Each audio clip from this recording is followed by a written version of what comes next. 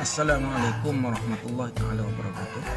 Jadi pada kali ini kita akan mempelajari pada mata pelajaran pendidikan Islam tingkatan 4 pada bahagian hadis pada pelajaran yang ke-7.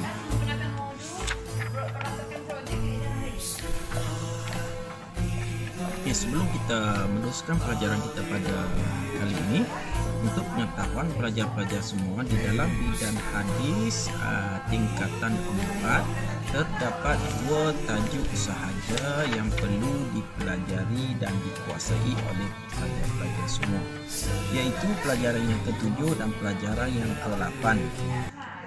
Pelajaran ke-7 iaitu tajuk setiap orang ialah pemimpin, dan pelajaran ke-8 7 golongan yang mendapat naungan Allah Subhanahu wa taala. Baiklah, sebelum itu kita mulakan pelajaran hadis pada kali ini dengan membaca hadis. Pelajar boleh melihat pada muka surat 56 ataupun boleh melihat di paparan yang saya tunjukkan di skrin ini.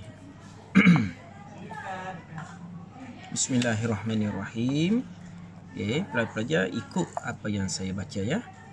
Kullukum ra'in wa kullukum mas'ulun an ra'iyyati. Al-imamu ra'in wal mas'ulun an ra'iyyatihi. War rajulu ra'in fi ahlihi wa huwa mas'ulun an ra'iyyatihi. Wal mar'atu ra'iyatun fi baiti zawjiha wa mas'ulatun an ra'iyatiha. Wal khadimu ra'in fi mali sayyidihi wa mas'ulun an ra'iyatihi. Qala wa hasibtu an qad qala ar-rajulu ra'in fi mali abihi wa mas'ulun an ra'iyatihi wa kullukum ra'in wa mas'ulun an ra'iyatihi. Riwayat Al-Bukhari. Sekarang kita akan melihat dan memahami maksud hadis daripada pelajaran kita sebentar tadi. Okey, pelajar boleh melihat buku di muka surat ke-56 dan 57. Dengar ya. Kullukum ra'in, setiap kamu ialah pemimpin.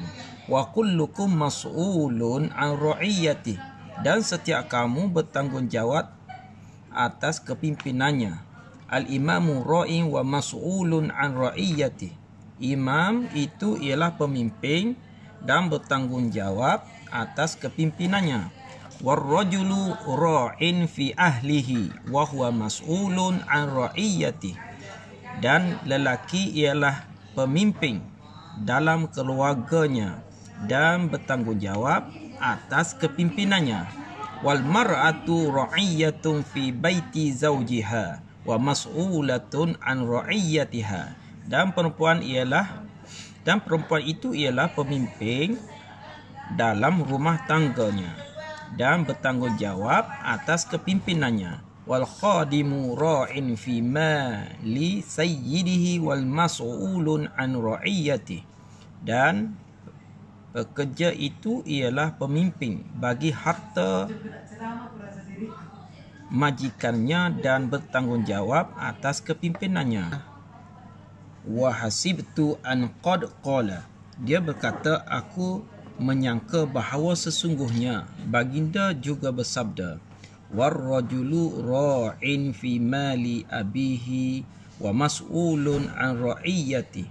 Dan lelaki itu ialah pemimpin bagi harta benda ayahnya dan bertanggungjawab atas kepimpinannya. Wa kullukum ra'in wa mas'ulun an ra'iyyati.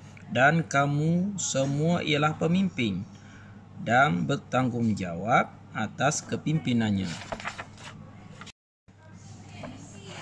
Okey, baiklah, di dalam hadis yang kita bacakan tadi terdapat 5 perkara ataupun 5 tanggungjawab individu yang mana Allah Subhanahu Wa Taala memerintahkan kepada kita bagi memakmurkan masyarakat ini, bagi mewujudkan hubungan yang baik di antara sesama manusia. Yang pertama iaitu tanggungjawab sebagai seorang pemimpin. Yang kedua, tanggungjawab sebagai seorang suami. Yang ketiga, tanggungjawab sebagai seorang isteri. Yang keempat, tanggungjawab sebagai pekerja. Yang terakhir iaitu tanggungjawab sebagai seorang anak. Okey, sekarang pelajar-pelajar kita akan melihat tanggungjawab sebagai seorang pemimpin. Apa itu pemimpin? Pemimpin ialah seorang yang menjadi ketua di kalangan sekumpulan masyarakat ataupun di dalam satu organisasi ataupun di dalam satu komuniti masyarakat yang mana pemimpin itu orang yang bertanggungjawab di atas tanggungjawabnya kepada orang yang dipimpin. Yang pertama, tanggungjawab sebagai pemimpin iaitu berlaku adil dan menghapuskan kezaliman. Yang kedua, menegakkan syariat Islam. Yang ketiga, menyusun sistem pentadbiran yang cekap dan amanah. Yang keempat, menyediakan. Sekarang marilah kita sama-sama melihat pada muka surat 58 iaitu tanggungjawab sebagai seorang suami. Sebagai seorang suami, hendaklah memberikan nafkah kepada anggota keluarga. Yang kedua, memberikan didikan agama kepada isteri dan anak-anak. Yang ketiga, memberikan perlindungan dan menjaga keselamatan anggota keluarga. Yang keempat,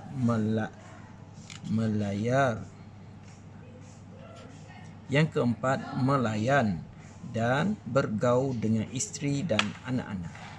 Baiklah, seterusnya kita melihat kepada tanggungjawab sebagai seorang isteri. Sebagai seorang isteri, hendaklah mentaati suami dan menunaikan haknya. Dan yang kedua, sebagai seorang isteri, menjaga maruahnya suami dan keluarga. Yang ketiga, sebagai seorang isteri, hendaklah memelihara dan mendidik anak-anak. Dan yang keempat, sebagai seorang isteri, hendaklah menguruskan rumah tangga dengan baik. Sekarang kita melihat apa yang dimaksudkan dengan tanggungjawab sebagai seorang pekerja. Apa itu pekerja? Pekerja ialah orang bawahan yang mana memiliki satu syarikat ataupun majikan.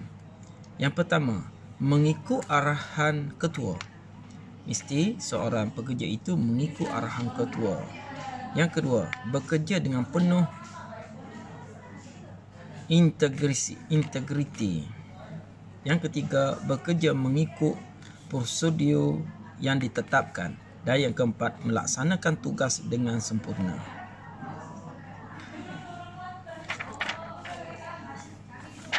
Okey, seterusnya kita melihat tanggungjawab yang terakhir iaitu tanggungjawab sebagai seorang anak. Macam kita sekarang lah, kita merupakan sebagai seorang pelajar dan juga sebagai seorang anak.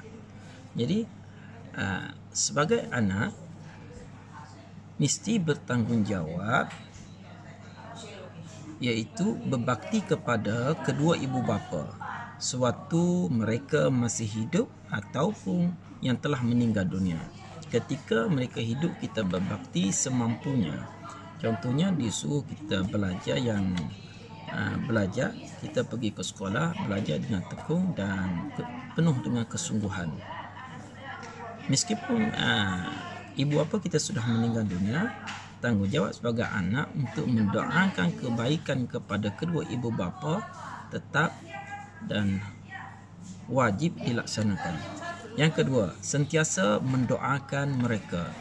Kita sebagai anak perlu mendoakan perkara yang baik-baik kepada ibu bapa kita.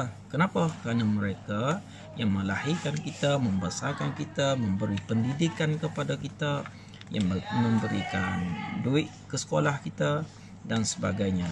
Jadi wajib pada seseorang anak itu untuk sentiasa mendoakan kebaikan kepada ibu bapa. Dan yang ketiga, sentiasa membantu mereka dengan sebaik-baiknya. Sebagai seorang anak, wajib membantu ibu bapa. Di samping kita bertanggungjawab untuk pergi ke sekolah dan belajar bersungguh-sungguh, kita juga dituntut agar menolong ibu bapa kita di rumah ataupun di mana sahaja, agar ibu bapa kita bekerja dapat mengurangkan beban ibu bapa kita. Dan yang terakhir sekali, sentiasa berbuat baik dengan ibu bapa dan menyambung silaturahim dengan rakan-rakan mereka. Ingat, kita sebagai seorang anak perlu berbuat baik pada ibu bapa dan menghormati rakan-rakan dan kawan-kawan kedua ibu bapa kita. Okey, sebelum kita meneruskan pada tajuk yang seterusnya, di dalam muka surat 59 terdapat satu spektrum ilmu, iaitu dalam satu hadis yang diriwayatkan oleh Abdullah bin Umar, meriwayatkan bahawa Rasulullah sallallahu alaihi wasallam bersabda, "As-sam'u wa ta'atu 'ala mar'i muslimi fima ahabba wa qarrih ma lam yu'mar bil ma'siyati. Fa iza umira bil ma'siyatin fala sam'a wala ta'at."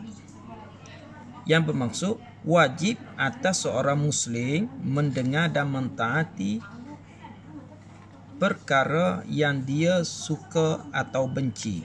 Jika tiada disuruh melakukan maksiat, maka jika dia disuruh melakukan maksiat, maka tidak wajib dengar dan tidak wajib taat. Baiklah pelajar-pelajar, sebagai penutup dalam pelajaran kita pada kali ini dalam bidang hadis, pelajaran yang ketujuh, kita sama-sama melihat pengajaran yang boleh diambil daripada hadis tersebut.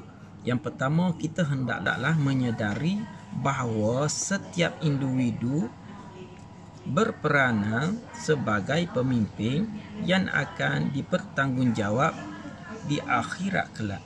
Bermaksud, sebagai seorang pemimpin, dia memimpin di dunia, tetapi ingat di akhirat Allah Subhanahu Wa Taala sebagai pengadil dan akan melihat segala perbuatan-perbuatan kita di dunia, khususnya di dalam kepimpinan kita. Yang kedua, kita hendaklah menjalankan tanggungjawab terhadap orang yang dipimpin dengan adil dan amanah. Ingat, sifat adil dan amanah wajib ada kepada seorang pemimpin, kerana segala kepimpinan kita yang tidak amanah dan tidak adil itu akan dipertimbangkan oleh Allah Subhanahu Wa Taala di akhirat kelak.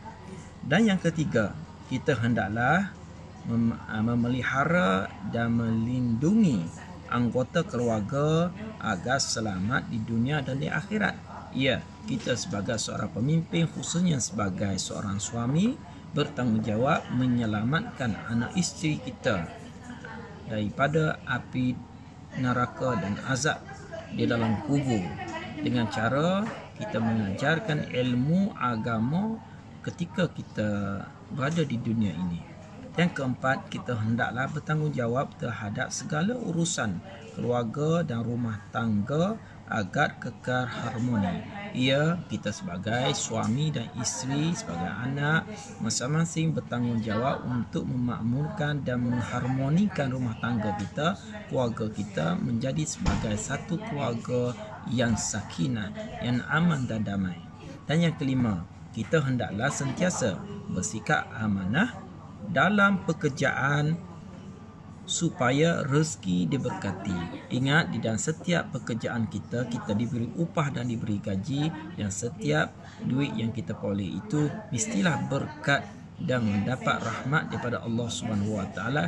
Jauhi penipuan, jauhi sikap yang suka curi tulang dalam pekerjaan, kerana sifat-sifat itu menyebabkan harta kita, rezeki yang kita perolehi tidak diberkati oleh Allah Subhanahu Wa Taala. Dan yang akhir sekali, kita hendaklah mencontohi sunnatul Rasulullah sallallahu alaihi wasallam dalam segala aspek kehidupan, kerana baginda ialah contoh ikutan yang terbaik untuk kita sebagai umat Islam, umat Muhammad sallallahu alaihi wasallam. Sebelum kita mengakhiri pelajaran kita pada kali ini, marilah sama-sama kita melihat spektrum ilmu pada muka surat ke-60, yang mana didatangkan beberapa nasihat Luqmanul Hakim yang dirakamkan di dalam Al-Quranul Karim di dalam surah Luqman ayat 12 hingga ke 19, iaitu antara nasihat Luqmanul Hakim kepada anaknya dalam surah Al-Luqman, surah Luqman ayat 12 hingga 19. Yang pertama, mengesahkan Allah Subhanahu Wa Taala. Yang kedua, berbuat baik kepada kedua ibu bapa. Yang ketiga, sentiasa bersyukur kepada Allah dan menghargai kedua ibu bapa.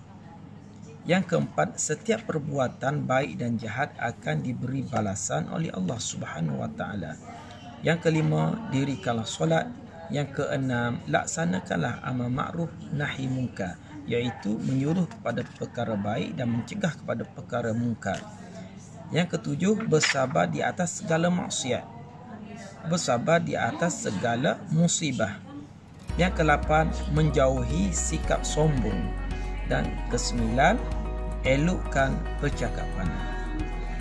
Ustaz berharap pada semua pelajar dapat mengambil iktibar daripada apa yang kita pelajari dan apa yang kita dengar menerusi rakaman ini. Mudah-mudahan semua pelajar Ustaz doakan menjadi pelajar-pelajar yang cemerlang dan yang bertanggungjawab. Sekian, terima kasih.